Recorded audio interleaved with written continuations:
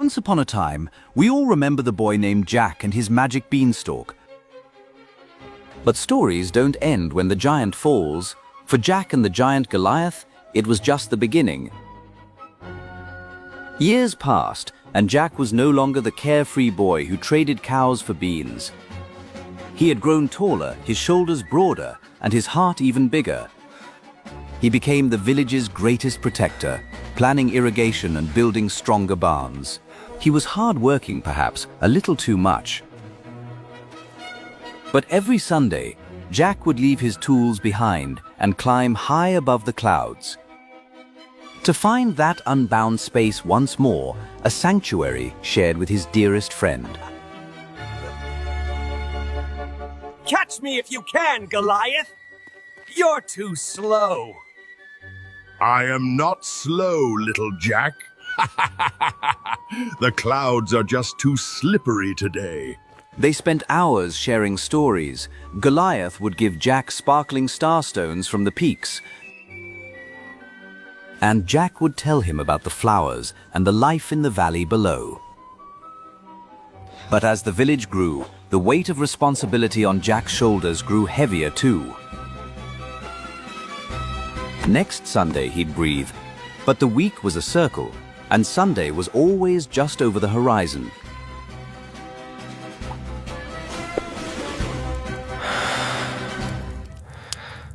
Then the great storm hit. For 7 days and 7 nights, the sky turned black. The river threatened to wash the village away. Jack didn't sleep.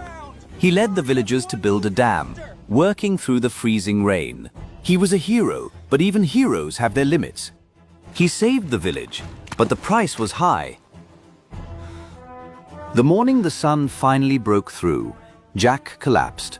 Jack, your forehead is burning. You've worked yourself to the bone. Mother. Goliath. He's waiting. But Jack couldn't even stand. He lay in bed, trapped by a heavy fever. The beanstalk stood silent and empty, a bridge to a friend forgotten. Jack felt his heart ache more than his body. He was failing his friend. The village was safe, but its soul, Jack, was resting in a feverish sleep.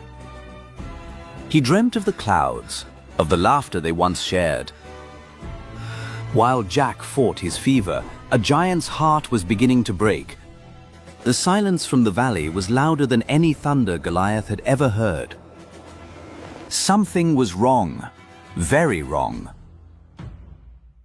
High above, Goliath waited. 1 day turned into 2. 2 days turned into a month. Every rustle of the leaves made him jump, hoping it was Jack. Jack? Did the storm take you?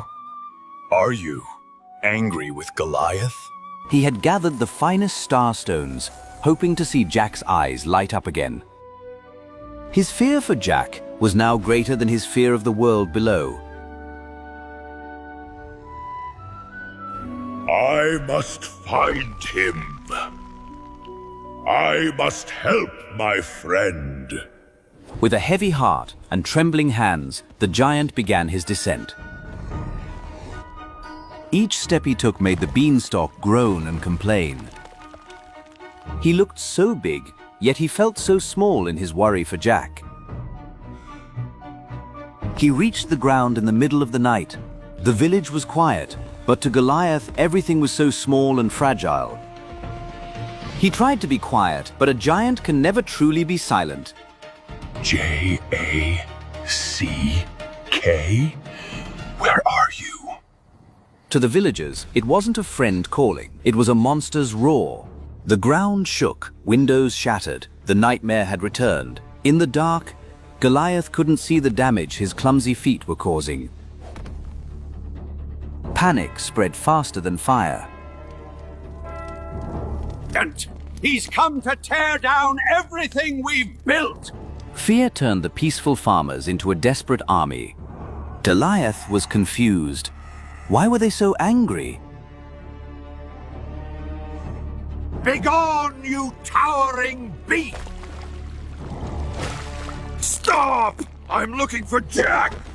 He tried to explain, but his voice was too big for their small ears to understand. Every movement he made to protect himself only caused more destruction. Hold the line! Stand firm! There are more of us than there are of him. Inside the small cottage, Jack heard the chaos. No. Goliath! Stop! They don't understand! He had to save them both.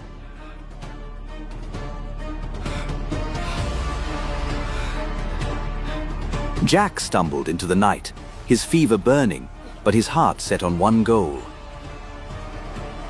The giant was cornered, a mountain of sadness and fear. Now! Before he crushes us all! You will not harm him. He is not your enemy. Get out of the way!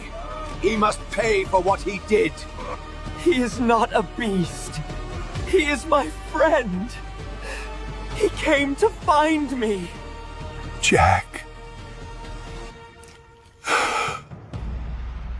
Little Jack.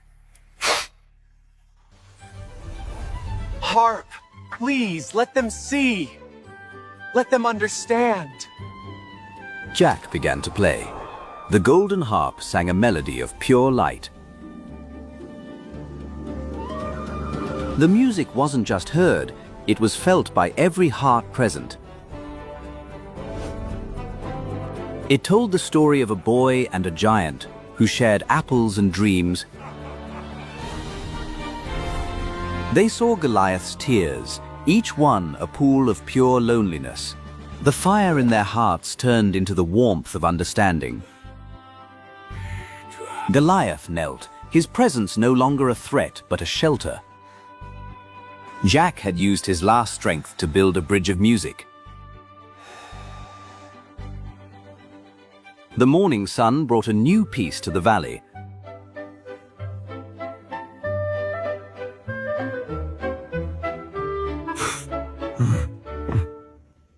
I'm okay, Goliath. You found me. The village realized that the monster was just a friend they hadn't met yet. Goliath's strength, once feared, was now the village's greatest asset. Fear had been replaced by a curious, giant-sized friendship. He built a bridge of stone, stronger than any the village had ever seen. That night, the village shared a meal with a giant for the first time in history.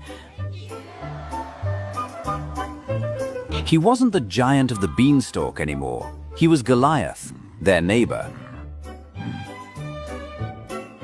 The sharp edge of fear began to melt into something warmer. Please, take it. It's not much, but I want you to have it. Are you sure? Thank you. They are beautiful, Goliaths. But what are they exactly? Jack's curious mind wouldn't rest. He took a crimson stone to the village forge. It wasn't just a stone. It was a rare sky mineral, stronger than iron and lighter than air. This is it! With this, our tools will never break. Our plows will cut through any soil. Jack discovered that these minerals could revolutionize their lives. It's incredible, isn't it? But to get more, they needed a way to bridge the two worlds safely. We don't need to climb anymore. We can build a path for everyone. The construction of the sky elevator began, a marvel of village ingenuity and giant strength. Thanks to the new metal, the gears were indestructible. The days of dangerous climbing were over.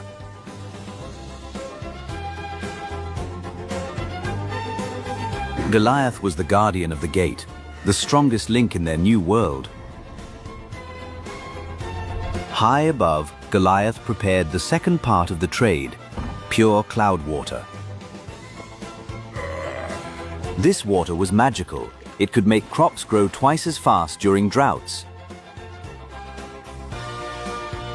Every month, the trade began. Grain went up, minerals and water came down. Fresh apples for stones. A good deal, Jack. The village transformed. Their wooden huts became sturdy stone houses reinforced with sky metal. The pure cloud water turned the valley into a year-round garden. Prosperity didn't make Jack busy anymore. It made him grateful. The music of the harp was now a song of shared success. They built a monument to remind everyone that friendship is the greatest resource.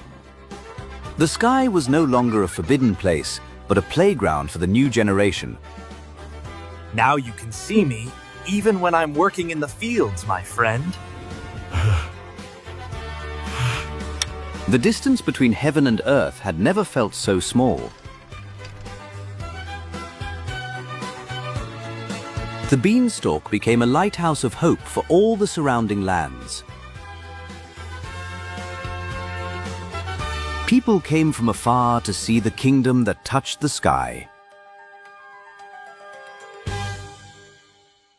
They realized that the sky didn't have a limit when you had someone to share it with.